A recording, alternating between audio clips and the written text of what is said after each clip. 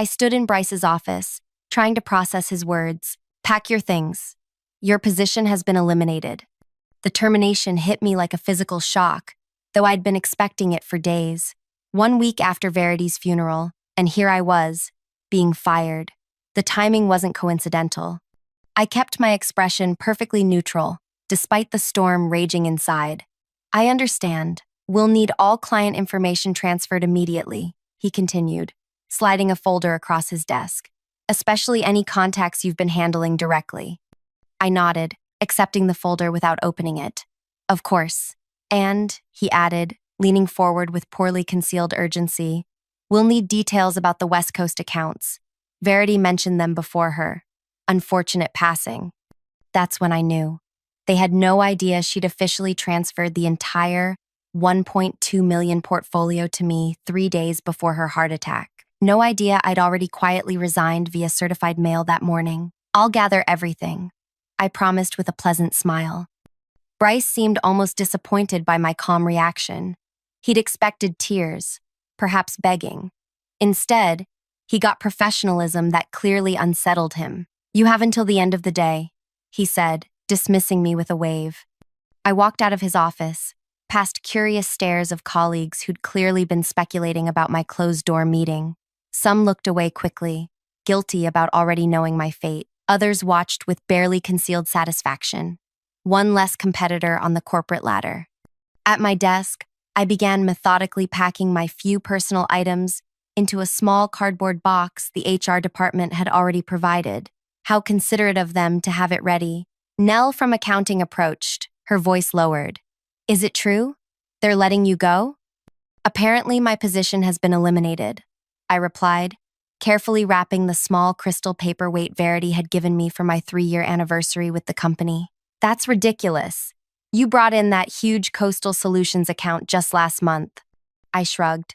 Business decisions rarely make sense from the outside. What I didn't say.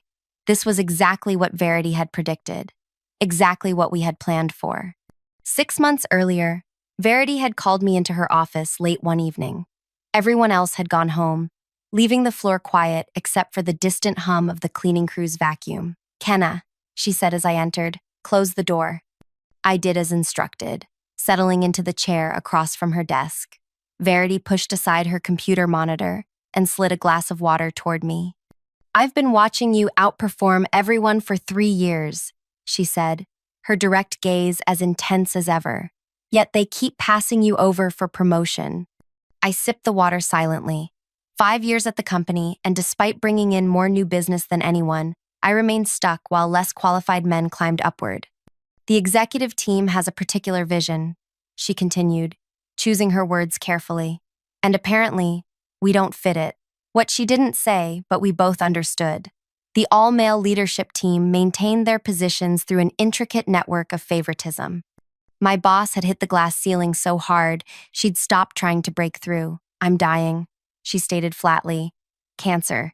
6 months, maybe less. I nearly choked on my water, setting the glass down with a shaking hand.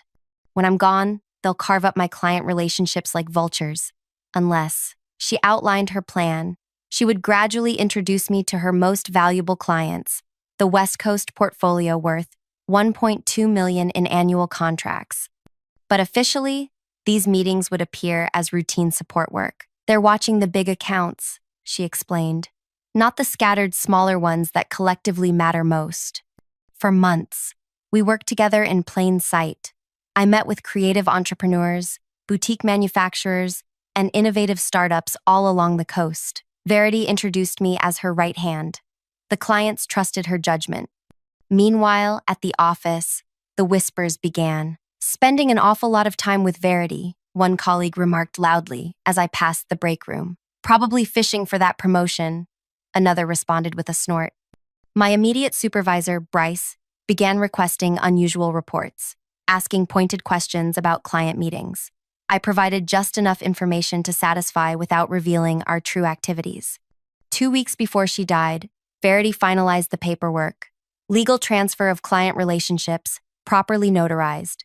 She even paid the transfer fees from her personal account. They'll come for you after I'm gone, she warned. Be ready.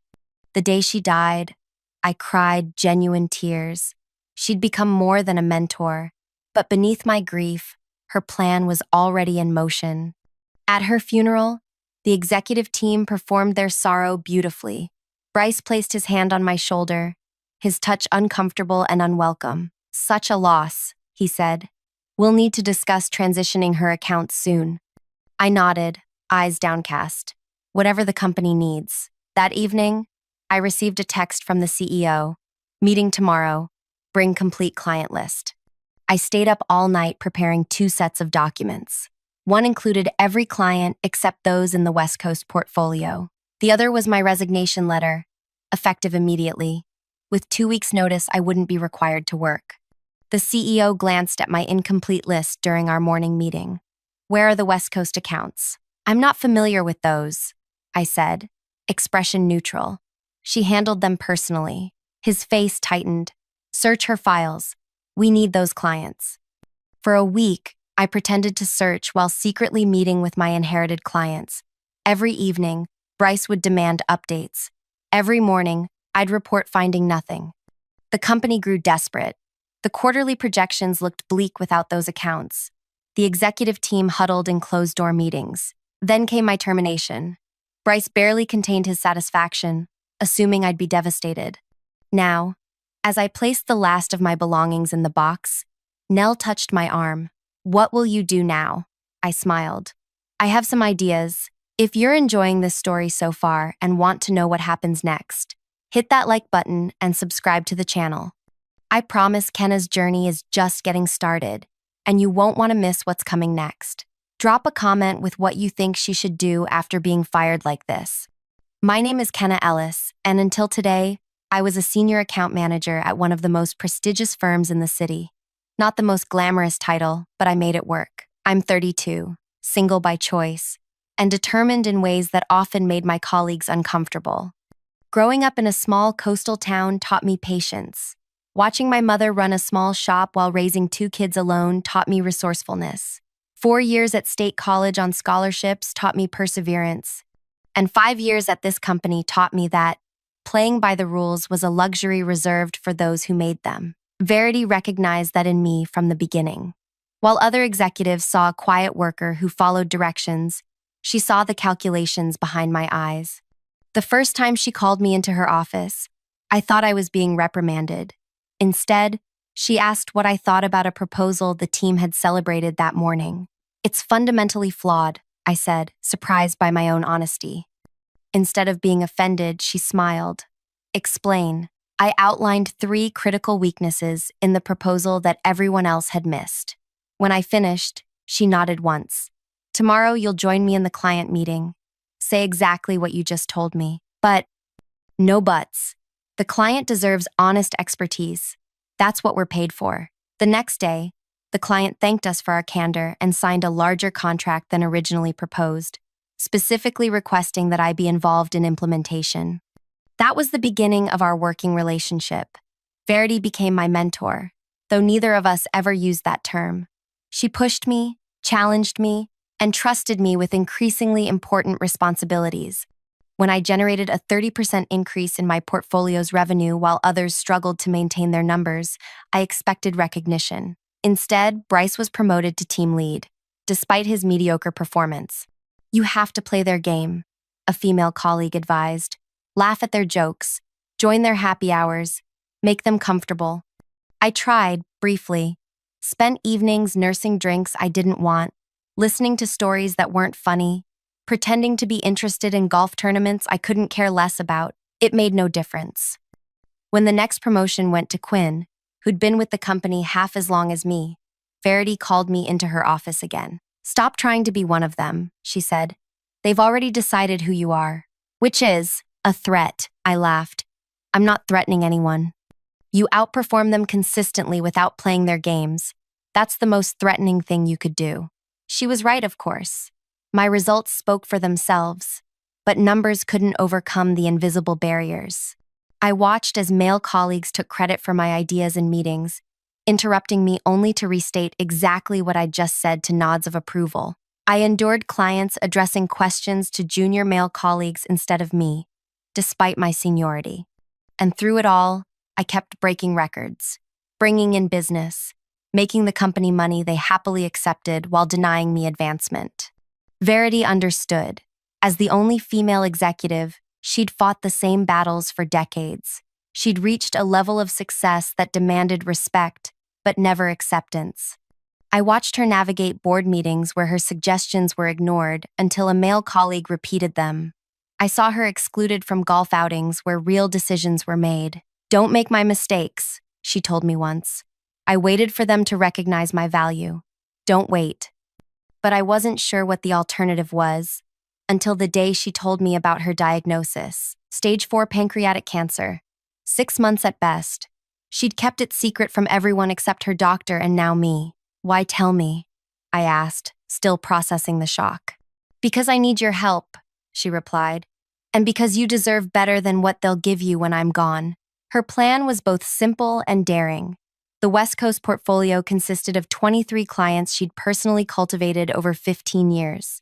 Small to mid-sized businesses that collectively generated $1.2 million in annual revenue. Not the flashiest accounts that executives bragged about at quarterly meetings, but steady, loyal clients who valued personal attention. "These relationships are built on trust," she explained. "When I'm gone, the company will distribute them among the team leads who have no relationship with these clients. Half will leave within a year. What do you want me to do?" I asked. "I want you to inherit them." The next day began our careful choreography. Verity started introducing me to these clients as her trusted associate. We traveled to meetings together, her teaching me each client's history, preferences, and pain points. To the company, it looked like she was finally delegating some of her workload due to health issues she'd vaguely mentioned. In reality, she was transferring her most valuable asset to me: client trust. Zara, from the boutique tech startup, immediately liked me. "Verity never brings anyone to our meetings. You must be special."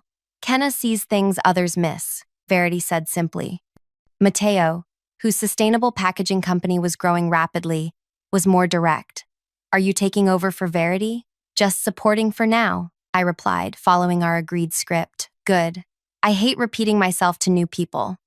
By the 3rd month, I knew every client's business almost as well as Verity did. By the 4th month, some were calling me directly instead of her. By the 5th month, we were ready for the legal part. "Everything must be documented properly," Verity insisted. "They'll fight you otherwise." We met with her personal attorney, not the company's legal team. Papers were drawn up, signatures notarized, client permissions obtained. One by one, the accounts were officially transferred to me as the primary contact. The company remained oblivious, focused on larger accounts and quarterly projections. When Verity began coming to the office less frequently, citing medical appointments, no one questioned my increased client meetings. They assumed I was covering temporarily. Only Bryce seemed suspicious, demanding increasingly detailed reports. "The executive team needs visibility into these accounts," he insisted. I provided surface-level information, nothing that revealed the depth of my new relationships with these clients. Verity had warned me about him specifically. "Bryce has been trying to get his hands on my portfolio for years," she'd said. "He knows those clients represent security, stability." 2 weeks before her death, Verity invited me to her home. I'd never been there before and was surprised by its modest size and practical furnishings. No extravagance despite her executive salary. "I live within my means," she explained, noticing my expression. "Financial independence gives you options. Remember that." On her dining table lay the final documents: official transfer of client relationships to me personally, not to the company, all properly executed. "Is this even legal?" I asked, stunned by the comprehensiveness of the paperwork. "Completely. I'm transferring relationships I built, not company property. The distinction matters." She slid the papers toward me. "Keep these somewhere safe, away from your home and office." I arranged for a safety deposit box that afternoon. "They'll come for you after I'm gone," she warned, her voice weaker than I'd ever heard it. "Be ready." 3 days later, her assistant called me in tears. Verity had suffered a heart attack in her sleep. She was gone. The company's response was swift: a tasteful email announcement. a donation to cancer research in her name, a team meeting where the CEO spoke about her contributions before quickly pivoting to moving forward and maintaining client relationships during this transition. At her funeral, I stood apart from my colleagues, watching their performance of grief. The CEO gave a polished eulogy that somehow managed to make Verity's achievements sound like they belonged to the company. Bryce approached me afterward, his expression sympathetic while his eyes remained cold. "Such a loss," he said. "We'll need to discuss transitioning her accounts soon." I nodded, eyes downcast. Whatever the company needs. That evening came the CEO's text, demanding the complete client list. The next morning, I provided the incomplete version, omitting all 23 West Coast clients. "Where are the West Coast accounts?" he demanded, frowning at the list. "I'm not familiar with those," I lied smoothly. "She handled them personally." His face tightened. "Search her files. We need those clients." For the next week, I performed a thorough search of Verity's office, finding nothing because there was nothing to find. She'd been methodical in removing any trace of these particular client relationships. Meanwhile, I used my lunch breaks and evenings to meet with my new clients, reassuring them during this transition. Every single one expressed sadness at Verity's passing. Most added how relieved they were to still have me. "Continuity is everything in business," Matteo said during our coffee meeting. "If they'd assigned someone new, I would have walked." Each day, Bryce grew more agitated. The quarterly forecast looked increasingly concerning without those accounts. The executive team held closed-door meetings that ended with grim expressions and hushed conversations that stopped when I walked by. Then came my termination meeting, the culmination of their frustration and my preparation. As I carried my box of belongings toward the elevator, Bryce approached one last time. "Before you go," he said, voice low and urgent, "where are those West Coast files? This isn't personal, it's business. The company needs those accounts." I set down my box and looked him directly in the eyes. "I have no idea what you're talking about. Don't play games, Kenna. Those clients represent over $1 million in annual revenue. They belong to this company." I picked up my box again. "Actually, they belong to whoever they choose to work with." His face reddened. "Is that a threat?" "Just a fact," I replied, stepping into the elevator. As the doors closed on his angry face, I allowed myself a small smile. The termination I'd been expecting had finally arrived. But unlike what Bryce and the executive team believed, this wasn't the end of my story. It was only the beginning. The morning after my termination, I awoke before my alarm. The strange silence of not having to rush to the office settled around me like an unfamiliar blanket. For the first time in 5 years, I was unemployed. Technically. In reality, I was freer than I'd been in years. I made coffee and carried it to my small balcony, watching the city wake up. My phone buzzed with concerned messages from the few colleagues I'd been friendly with. Nell had sent 3 texts already, each more worried than the last. I answered her briefly. "I'm fine. Better than fine." The truth was, I'd been preparing for this day for months. The night before Verity's funeral, I'd opened a business checking account.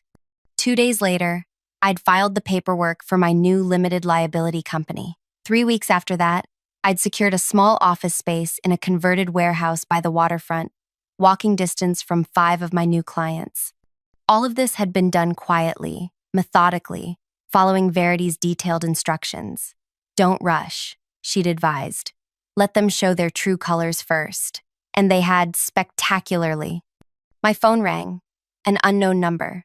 I hesitated before answering. Kenna Ellis speaking. "Ms. Ellis, this is Gavin Stewart, Chief Legal Counsel for—" "I know who you are, Gavin," I interrupted. We'd met at several company functions, though he'd never remembered my name. "Yes, well," he cleared his throat.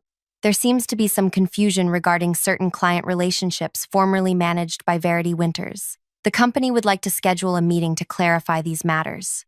"There's no confusion on my part," I replied, sipping my coffee. "Perhaps I'm not being clear. These client relationships belong to the company. Any attempt to redirect them would constitute theft of proprietary business assets. I'd been expecting this. Verity had prepared me for it. "I have no intention of discussing this further without my attorney present," I said calmly. Any additional communication should be directed to her office. I provided the contact information for Lorelei Chan, the lawyer Verity had introduced me to. This could be resolved amicably, Gavin said, his tone shifting to something almost friendly. The company is prepared to offer you a consulting arrangement to facilitate the transition of these accounts. Goodbye, Gavin. I ended the call and blocked the number. 20 minutes later, my phone rang again. The CEO himself this time. I let it go to voicemail. His message was terse. Kenna, this is a serious matter. Call me immediately. Instead, I sent a text to Mateo. Still on for our 10 a.m. meeting? His reply came seconds later. Absolutely. Bringing the new product samples. I showered and dressed with care, choosing a sleek charcoal pantsuit that Verity had once admired. Power isn't about blending in, she'd told me. It's about standing your ground. The temporary office I'd leased wasn't fully furnished yet. Just a desk, 2 chairs, and a small conference table. But the view of the harbor made up for the Spartan interior. Mateo arrived precisely at 10, carrying a box of prototype packaging. Nice place, he said, glancing around. Bit empty, though.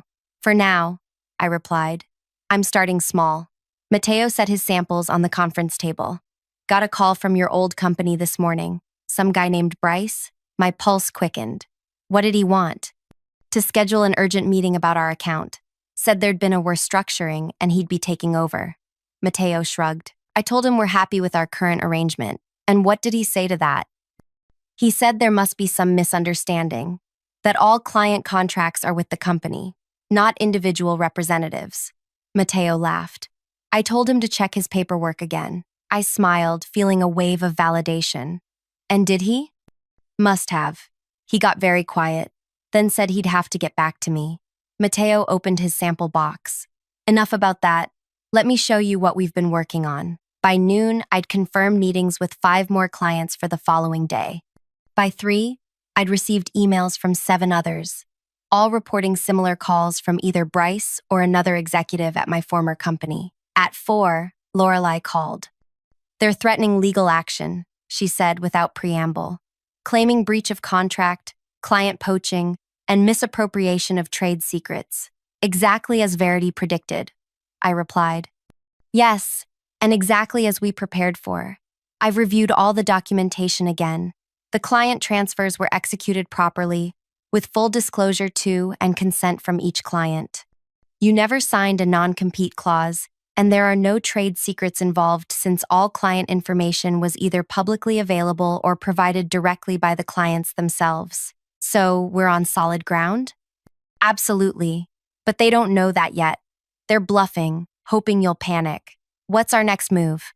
Let them bluster. I've requested all relevant documentation from their legal team. That will buy us some time while they scramble to find paperwork that doesn't exist. After hanging up, I crossed to the window, watching boats navigate the harbor. Verity had loved this view. When we'd looked at this office space together, just weeks before her death, she'd stood in this exact spot. Remember, Kenna, she'd said, when they realize what's happening, they'll try to intimidate you first. When that fails, they'll try to buy you. And when that fails, she'd turn to me, her face gaunt, but her eyes still fierce. That's when they'll show you exactly who they are. My phone buzzed with a text from an unfamiliar number. Kenna, it's Quinn. Can we talk? Not company business. Just talk. Quinn, the one who'd gotten the promotion I deserved. We'd never been close, but he'd always been less overtly political than the others. Still, I hesitated before replying. When and where? His response came quickly. Tonight? That cafe near your old apartment? I frowned. How did he know where I used to live? I'd moved 6 months ago and had never mentioned my new address at work. The Copper Kettle at 7, I replied, naming a cafe in a busy shopping district instead. I arrived early, choosing a table with a clear view of both the entrance and the back exit. Quinn walked in at exactly 7, scanning the room until he spotted me. He looked tired, the usual confidence in his stride missing. Thanks for meeting me, he said, sliding into the chair opposite mine. What's this about, Quinn? He ordered coffee before speaking again. Things are crazy at the office. The executive team is in complete meltdown mode, and that concerns me how? They're saying you stole clients, that you and Verity conspired to defraud the company. He leaned forward. They're building a case against you. There is no case. They've pulled 5 years of emails, looking for evidence. They're interviewing everyone who worked with you, asking if you ever discussed taking clients. I kept my expression neutral. Again, why should I care? Quinn sighed. Look, I know we weren't friends, but what they're doing, it's not right. They're trying to destroy you professionally. Why are you telling me this? He stared into his coffee for a long moment. Because Verity once did something similar for me, warned me when they were setting me up to fail. This was unexpected. Quinn had always seemed like one of them. Ambitious, political, willing to play the game. I owe her, he continued. And by extension, you. What exactly are they planning? They're contacting every client, claiming you misrepresented your authority to transfer the accounts. They're offering steep discounts to maintain relationships. And they're preparing to send cease and desist letters to all 23 businesses. I nodded slowly. Anything else? They've frozen Verity's final compensation package, claiming evidence of misconduct. They're using it as leverage with her family. This sent a surge of anger through me. Verity's sister had 2 children in college. That money was meant for them. Thank you for telling me, I said finally. Quinn hesitated. There's one more thing. They've offered me a bonus, a significant one, to provide evidence against you. And will you? There isn't any evidence to provide. He stood to leave. I never saw this meeting happening. Neither did you. After he left, I sat alone, processing this new information. They were more desperate than I'd anticipated. Targeting Verity's family crossed a line I hadn't expected even them to cross. I called Lorelei again. They're freezing Verity's final compensation, I said when she answered. I just heard from her sister's attorney, Lorelei confirmed. They're claiming evidence of breach of fiduciary duty. Can they do that? They can try. It won't hold up, but it could tie up the funds for months. That's exactly what they want. Her sister needs that money now. I know, I'm working on it. I ended the call and headed home, my mind racing. This wasn't just about me anymore. They were punishing Verity's family to get to me. The knowledge sat like a stone in my stomach. The next morning, I received an email from the CEO himself, requesting a private meeting to resolve our differences amicably. I forwarded it to Lorelei without responding. Her reply was swift. They're getting desperate. The legal threats aren't working, so now they're trying diplomacy. Stick to the plan. The plan. Verity's plan, now mine. A careful sequence of events designed to give me maximum leverage when the time came. We were still in the early stages, but already the company was reacting exactly as she'd predicted. By the end of the week, all 23 clients had confirmed they were staying with me. My phone had been blocked from receiving calls from the company's main numbers, and Lorelei was handling all legal communication. The initial panic had faded, replaced by a steady determination. I spent my days meeting with clients, setting up proper workspace, and establishing the foundation of my new business. Evenings were devoted to strategic planning. I slept better than I had in years. Then came the first real complication. Zara called on Friday afternoon, her voice tight with stress. Kenna, we have a situation. Your former employer is telling our investors that our contract transfer was illegitimate. They're claiming it could invalidate our entire financing round. My grip on the phone tightened. That's completely false. I know that, but our lead investor is spooked. They're talking about pulling out unless this gets resolved. Zara's startup had just secured crucial second-round funding. Losing that would be devastating. Give me your investor's contact information, I said. I'll have Lorelei reach out directly. There's more, Zara continued. They've offered to cut our service fees by 40% if we come back. That's hard to ignore in our position. This was the first crack in the wall. If Zara went back, others might follow. I understand, I said carefully.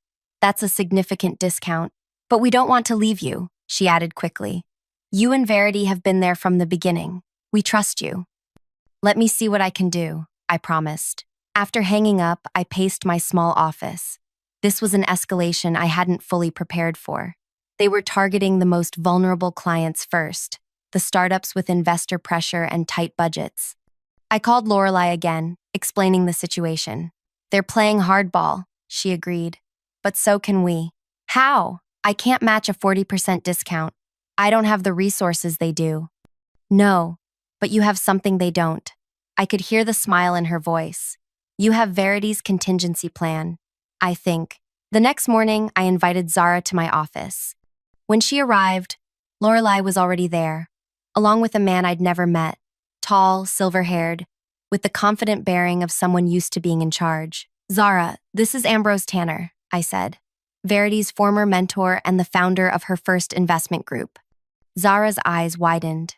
Ambrose Tanner was something of a legend in startup circles, an early investor in dozens of now successful companies. Miss Daswani, he said, extending his hand. Verity spoke highly of your innovation. Mr. Tanner, she stammered. I had no idea you were involved with Kenna's company. I wasn't, until yesterday, he replied, glancing at me. But Verity asked me to keep an eye on certain situations that might arise after her passing. Your current predicament qualifies. For the next hour, Ambrose outlined a potential partnership that would not only resolve Zara's immediate investor concerns, but potentially accelerate her company's growth timeline. By the time she left, the crisis had transformed into an opportunity. Thank you, I said to Ambrose after Zara had gone. Verity never mentioned she'd spoken to you about this. Verity kept many cards close to her chest, he replied. She contacted me shortly before her death, explained what she was planning for you, and asked if I'd be willing to step in if certain situations arose. And you agreed? Just like that? Ambrose's expression softened. Verity saved my company 20 years ago when everyone else had written me off. I owed her. Besides, he added with a small smile, I've been watching those executives mismanage talent for years. It's about time someone taught them a lesson. Over the next 2 weeks, similar scenarios played out with other vulnerable clients. When my former company targeted them with aggressive discounts or investor pressure, I found ways to strengthen those relationships rather than simply trying to maintain them. For Wade's custom furniture business, I connected him with 3 new retail partners. For Lark's organic skincare line, I arranged a feature in a major lifestyle publication. Each solution was tailored specifically to the client's needs, demonstrating a level of personal attention my former company couldn't match. The executive team's tactics grew increasingly desperate. They attempted to contact my clients outside of business hours. They spread rumors about my company's financial stability. They even sent a junior account manager to stand outside my office building, intercepting clients as they arrived for meetings. Through it all, I maintained the calm demeanor Verity had modeled. Never let them see you sweat, she'd advised. The moment you react emotionally, they believe they've won. 3 weeks after my termination, I received another email from the CEO, marked urgent and confidential. This has gone far enough. It read, we're prepared to offer you a partnership position with full executive privileges if you return the West Coast accounts to company management. This offer expires in 48 hours. I forwarded it to Lorelei with a single question. Time? Her response was equally brief. Almost. That evening, I spread all my documentation across my dining table. Client contracts, transfer agreements, email correspondences, meeting notes. Everything meticulously organized and preserved. 5 months of careful preparation leading to this moment. My phone rang. Bryce's number. I answered out of curiosity. The CEO's offer is genuine, he said without greeting. Full partnership. Corner office. Executive compensation package. Sounds generous, I replied. It's more than generous, it's unprecedented. And what would my role be in this partnership? He hesitated. Strategic client management, meaning I'd bring back the West Coast accounts but wouldn't actually manage them. Details would be negotiated, of course. Of course, I echoed. And you? What's your role in this arrangement? Another hesitation. I've been asked to facilitate the transition, meaning you've been told to get me to agree at any cost. Because the quarterly numbers are due next week, and the executive team is panicking. The silence confirmed my assessment. The offer expires tomorrow, he finally said. I suggest you consider it carefully. I always do. After hanging up, I sent a message to Lorelei. They've offered partnership. Getting desperate. Her reply came immediately. Perfect. Exactly on schedule. Meet tomorrow, 9 a.m. Bring everything. The next morning, I arrived at Lorelai's office carrying a briefcase full of documents. She was waiting with a colleague I hadn't met before, a serious-looking woman introduced simply as Diane from the Financial Crimes Unit. My heart raced as I realized what was happening. This was the moment Verity had been building toward all along. Not just a plan for me to take clients and start my own business, but something much bigger. Ms. Ellis, Diane said, I understand you have information regarding potential financial irregularities at your former company. I looked at Lorelai, who nodded encouragingly. Yes, I replied, opening my briefcase. I believe I do. The documents I placed on the table represented only a fraction of what Verity had compiled over 15 years. Evidence of systematic financial manipulation that went far beyond simple accounting tricks. Creative revenue recognition, hidden expenses, artificially inflated client contracts, a pattern of deception designed to boost executive bonuses while misleading shareholders. Verity discovered these discrepancies 3 years ago, I explained. She began documenting everything, building a case methodically. Why didn't she report it immediately? Diane asked. She tried, internally first, following proper channels. When that failed, she approached a board member, confidentially. 2 weeks later, her department's budget was cut by 30%, and 3 of her staff were let go. Diane examined the documents carefully. And she shared all this with you? Not until she knew she was dying. She needed someone to continue what she'd started. The client transfers, Lorelai added. They weren't just about helping Kenna start her own business. They were about protecting these clients from what's coming. And what exactly is coming? Diane asked. I pulled out the final document, a detailed analysis showing the company had been systematically overcharging clients while under-delivering services, using complex contract language to disguise the practice. When this becomes public, I said quietly, the company's reputation will be destroyed. Verity wanted her clients protected before that happened. Diane gathered the documents carefully. This will take time to verify. Of course, I agreed. Verity understood that too. That's why she was so methodical in her documentation. As Diane left with the evidence, Lorelai turned to me with an approving nod. You've done exactly what Verity hoped you would. Maintained your composure, followed the plan, and delivered the final piece exactly when needed. So what happens now? I asked. Now we wait, but not for long. I left Lorelai's office feeling lighter somehow, as if a weight I'd been carrying had finally been set down. The last piece of Verity's plan was in motion. All those months of careful preparation had led to this moment. My phone buzzed with a text from the CEO. Offer expires at 5 p.m. today. Last chance. I didn't bother responding. There was nothing left to say. Instead, I headed to my office by the water, where 3 client meetings were scheduled for the afternoon. Life would go on, business would continue, regardless of what happened next. As I unlocked the office door, my phone rang again. An unknown number. I almost didn't answer, assuming it was someone else from the company making a last-ditch effort. But something made me accept the call. Kenna Ellis speaking. Ms. Ellis. The voice was unfamiliar, authoritative. This is Detective Reeves with the Financial Crimes Division. We'd like to schedule a formal interview regarding the documentation you provided this morning. I closed my eyes, a mix of emotions washing over me. Of course, whatever you need. And Ms. Ellis, you might want to turn on the financial news. I hung up, my fingers trembling slightly as I pulled up the financial news on my tablet. The headline instantly made my breath catch. Breaking. Securities investigation launched against major consulting firm amid fraud allegations. The accompanying article mentioned whistleblower documentation and systematic financial irregularities. The company's stock had already dropped 8% in pre-market trading. My phone immediately began buzzing with notifications. Clients texting to confirm their meetings were still on, Nell asking if I'd seen the news, and a final message from the CEO. What have you done? I set the tablet down and took a deep breath. This was the culmination of Verity's plan. Not just client transfers and my new business, but justice. The kind that couldn't be negotiated away or buried under legal threats.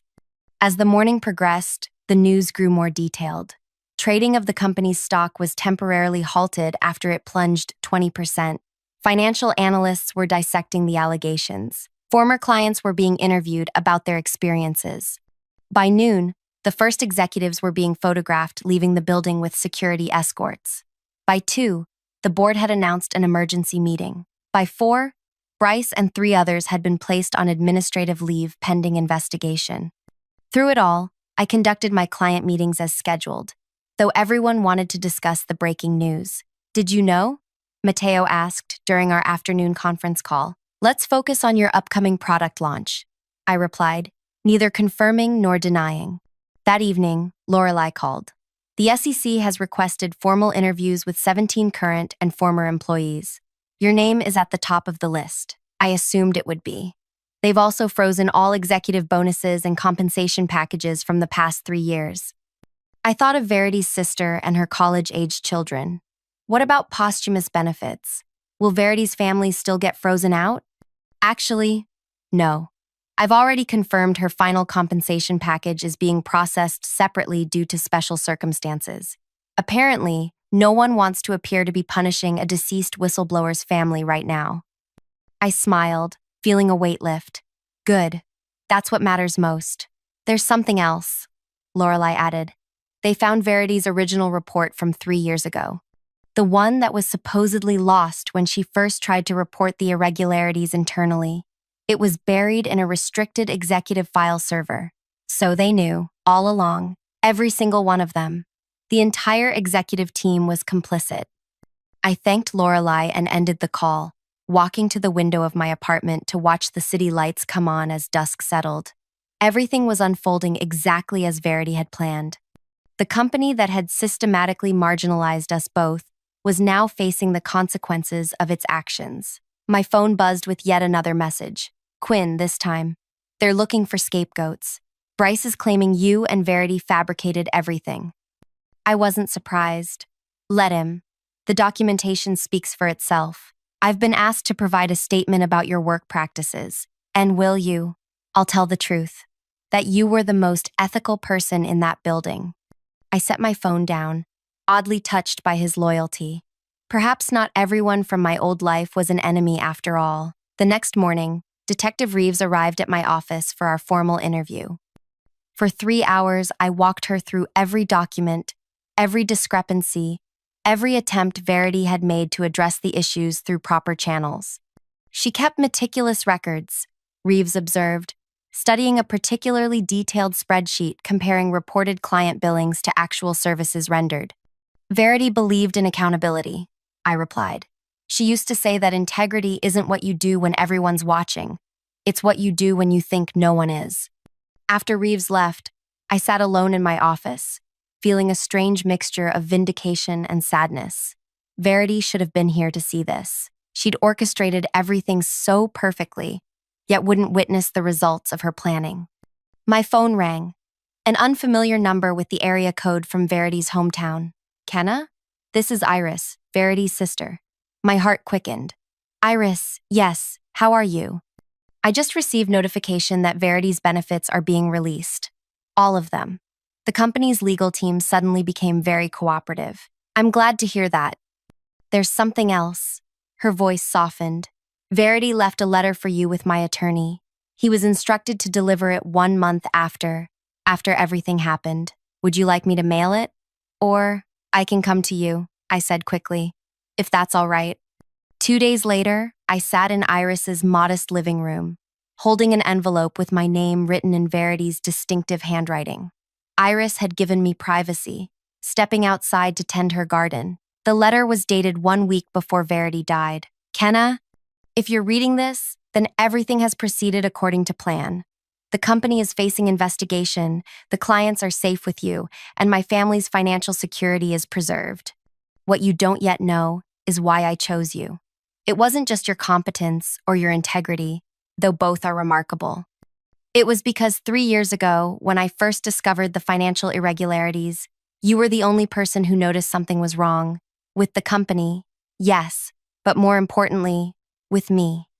You asked if I was okay when no one else saw past my carefully maintained facade. You offered help without knowing what you were offering to help with. In that moment, I knew you were different. The company will try to paint me as vindictive, a disgruntled employee orchestrating their downfall from beyond the grave. Perhaps there's some truth in that. But my real motivation was justice. For myself, for you, for every person whose career was stifled because they wouldn't play by corrupted rules. The portfolio I left you isn't just clients, it's opportunity. Build something better than what we came from. Create the company we always deserved to work for. There's one final thing. In the safety deposit box where you kept our documentation, you'll find a key to a storage unit. Inside is everything you'll need to fully understand the depth of what we've uncovered. Use it wisely. With respect and confidence, Verity. I folded the letter carefully, tears blurring my vision. Even now, months after her death, Verity was still guiding me, still offering wisdom from beyond. The next morning, I visited the storage unit.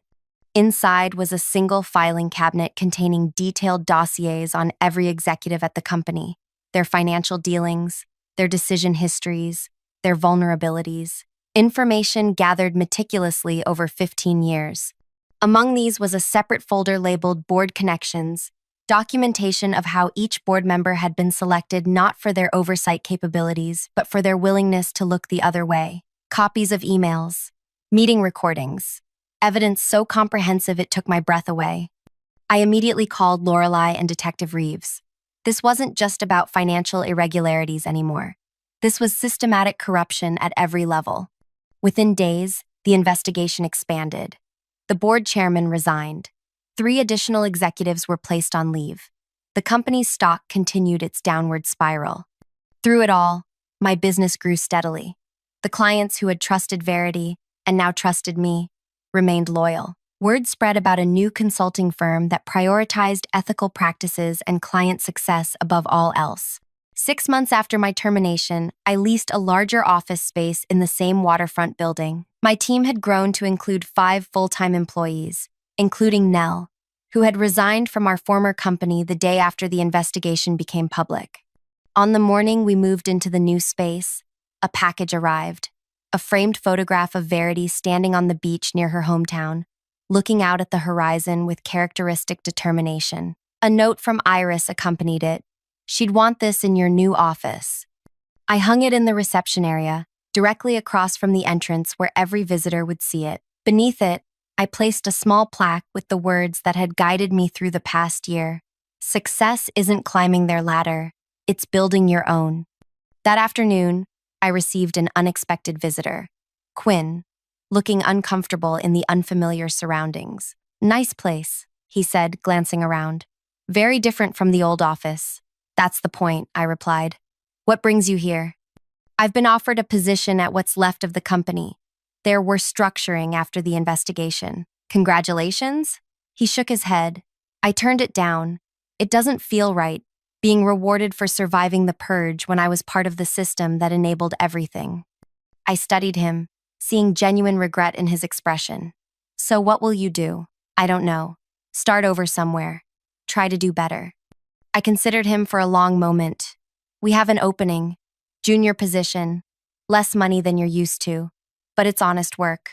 His surprise was evident. You'd hire me? After everything? Verity believed in second chances, and you did warn me when you didn't have to. The following week, our team gathered for the official opening of the expanded office. Clients, friends, even some former colleagues who had reached out after leaving the old company. Iris came with her children, visibly moved by the photograph of her sister, prominently displayed. As I looked around at what we had built, not just a business, but a community founded on the principles Verity had valued, I felt her presence as strongly as if she were standing beside me. The investigation continued to unfold, revealing deeper layers of misconduct than even Verity had documented. The company that had once seemed invincible was fighting for survival, its reputation in tatters, its leadership disbanded. But that wasn't my concern anymore. My focus was on building something new, something better, not revenge for its own sake, but justice that created opportunity for growth. In the end, the most powerful revenge wasn't destroying what had hurt us. It was creating something so much better that the comparison itself became a judgment. Verity had known that all along, and now, so did I. If you've made it to the end of this story, I hope it resonated with you in some way. Maybe you've faced similar challenges in your career, or perhaps you've witnessed the kind of systematic problems Kenna and Verity confronted. If this story touched you, please hit that like button and subscribe for more content like this. I'd love to hear your thoughts in the comments below. Have you ever had to stand up against workplace injustice? Or have you been lucky enough to have a mentor like Verity in your professional life? Your experiences matter, and sharing them helps build the kind of supportive community we all deserve. Thanks for listening.